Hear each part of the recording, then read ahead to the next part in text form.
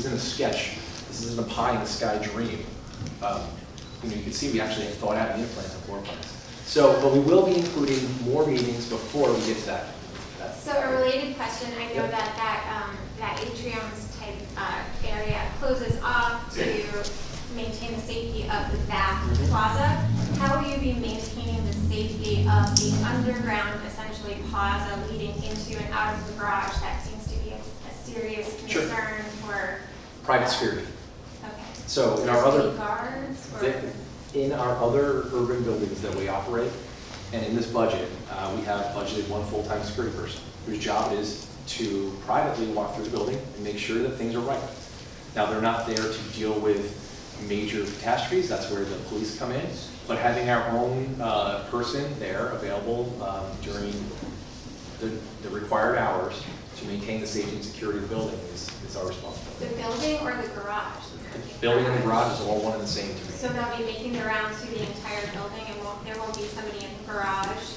There'll be more in the publicly accessible areas because the rest of the building will have its own security access. In other words, you'll need a key fob in to get to the corridors that allow you to get to the apartments.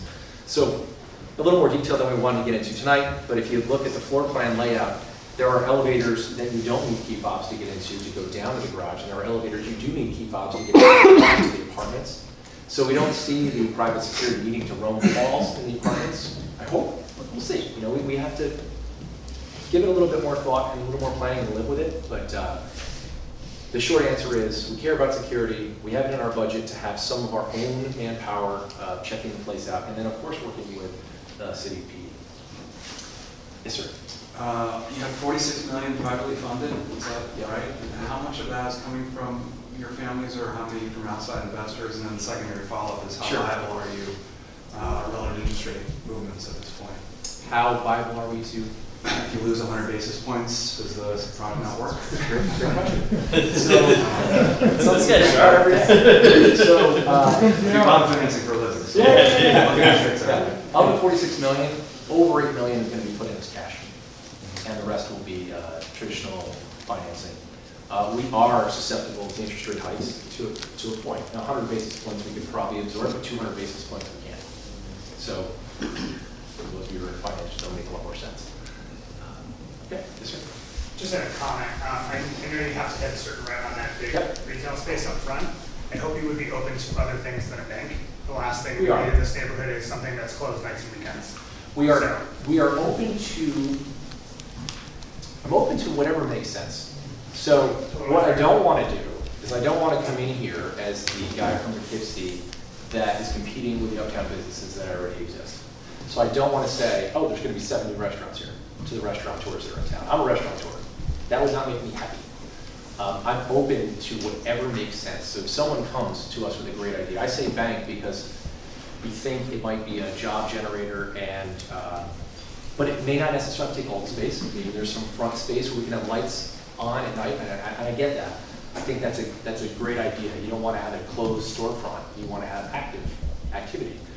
But lots of activity at night is restaurants and bars. So I'm open if someone has another idea that doesn't theater. What's that? Sorry? Movie theater. Movie theater. Yeah. It's probably a little small for that, but maybe a gallery type theater. One of the buildings we own on the Newburgh waterfront, the Elbert building. In it we have Downing Theater and we have an art gallery. It's a possibility. We're definitely open to ideas. Yes, sir. Thanks for the presentation. With the initiative to make Schwenk Drive more urban and walkable and all this, why would you spend $750,000 to put in an unsightly pedestrian bridge across it? It looks terrible. It looks awful.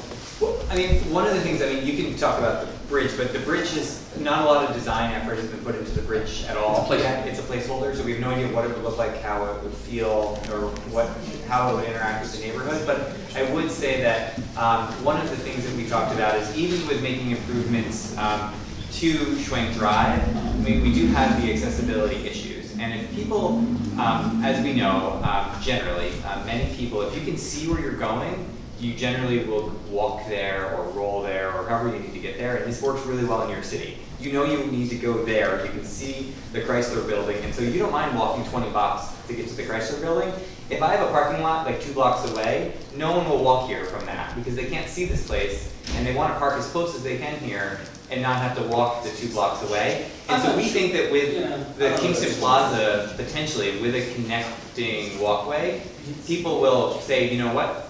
I can see the plaza, I can walk to the plaza, Right. and I have an elevator at the other end to bring me down. So you, from someone in a wheelchair or someone in a mobility issue, you're able to, for instance, get to Health Quest a whole lot easier than going down the elevator into a parking garage, out onto a slightly sloped street, a sloped street, and then to roll across an intersection. So again, the design though is really, my understanding, this is new in terms of the design.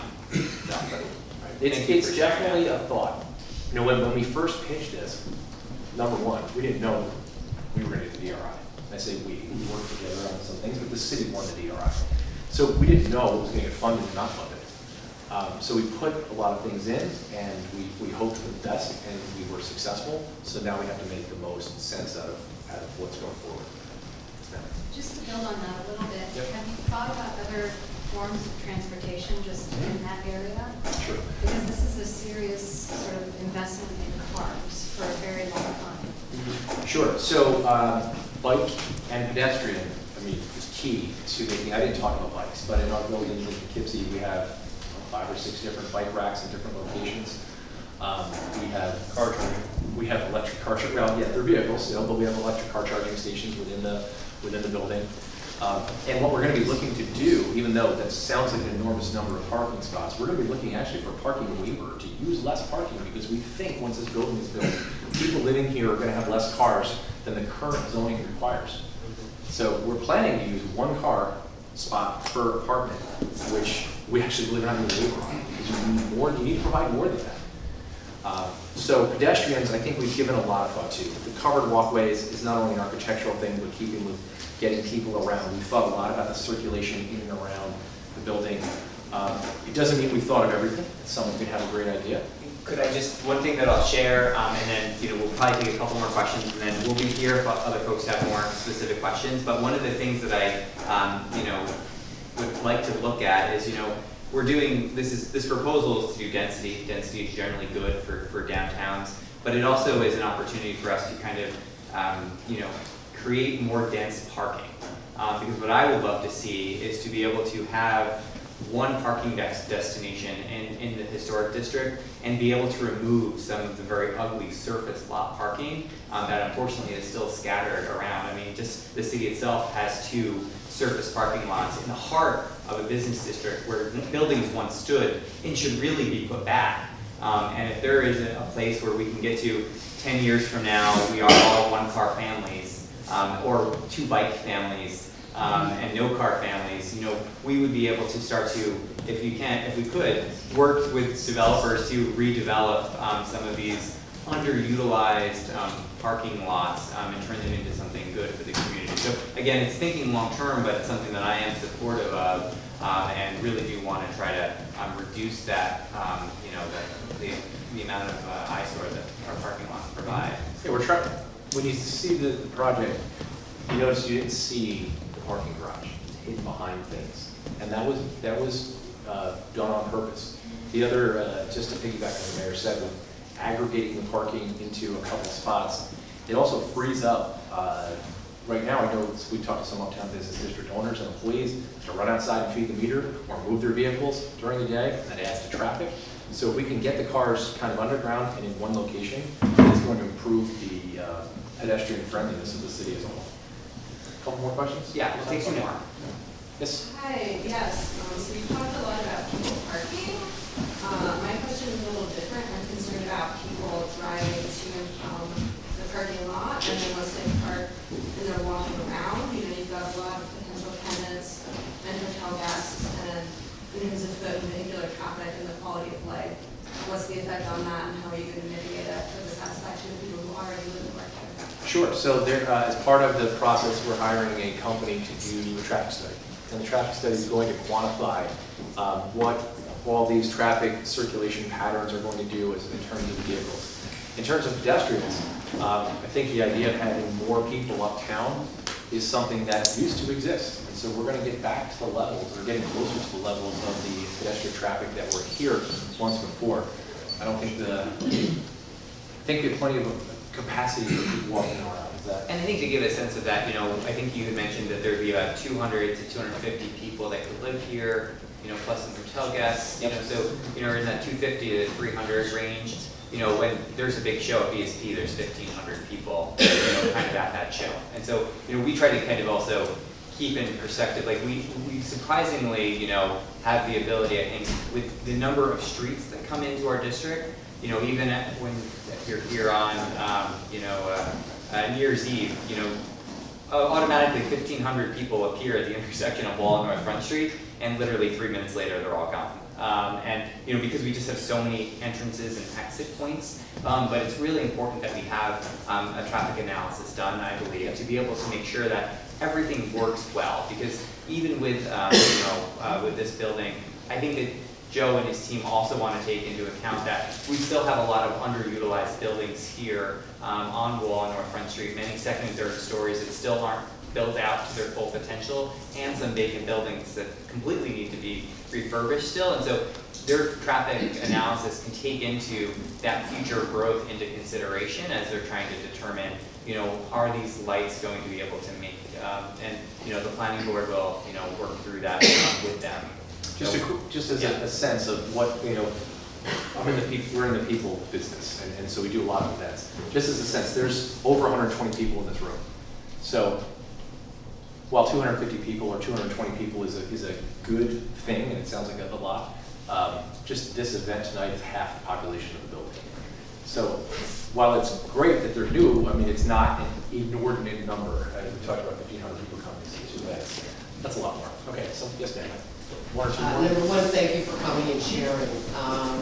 Do you have a ballpark idea on what the rate will be per square foot for your retail space? Sure. And also, when do you plan on formally submitting plans?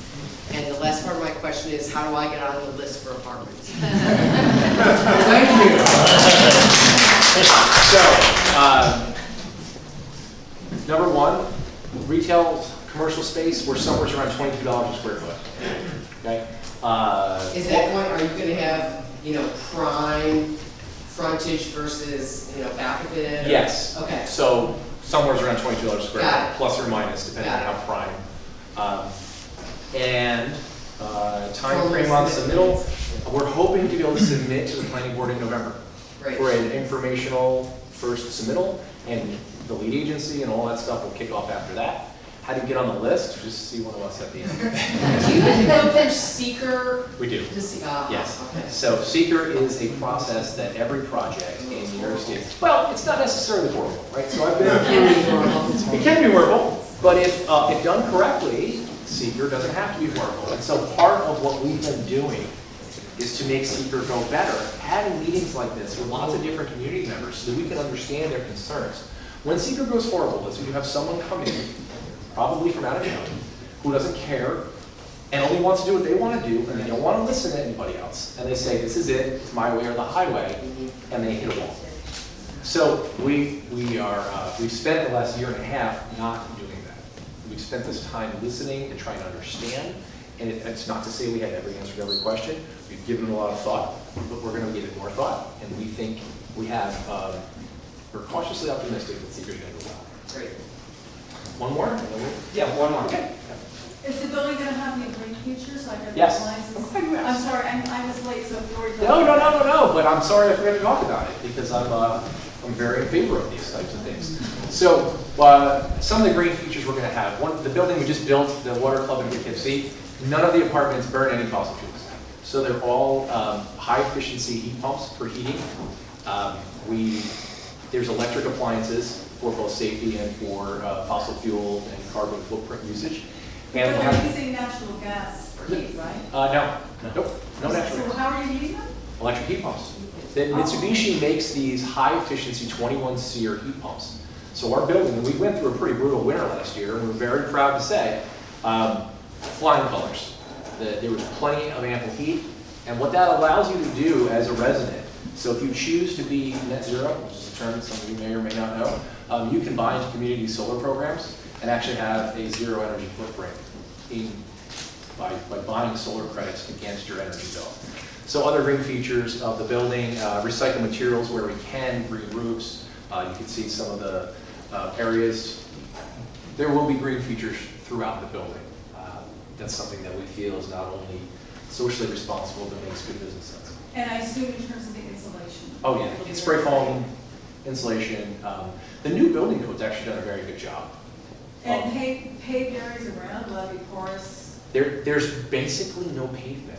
The whole, Because I can't really see the. yeah, the whole building is essentially, or almost the whole property is building. What little bit of driveway there will be could be porous pavement. We have to take a look at the grade and how that works. Because porous pavement only works to a certain grade difference, and then there's some other requirements. So if we can, porous pavement, but certainly there will be as many green building technologies in the project as we can to make sense. There's really no large paved area. The only area is back by the dog park, which we didn't really look at. The dog park is a green area. We have to have a spot for deliveries, which we didn't get into. We didn't talk about that traffic circulation. But all our deliveries are going to take place.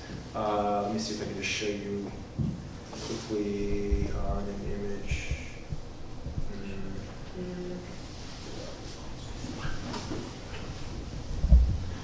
Where it will make sense. A couple pages back. Okay, back here. So this is the property line. So back here off of Schwenk Drive, we're going to receive deliveries and have dumpsters. We don't want to talk about trash, but people produce trash every day. We've got to get rid of it. So it's going to leave from back here. There won't be delivery trucks for our buildings lined up on North Front Street. They're going to come back here. So this is really the only paved area, this small piece behind the site. Okay, I think we're. Yeah, and so, but if We'll be here. Yeah, so please come up if you have questions, come see us.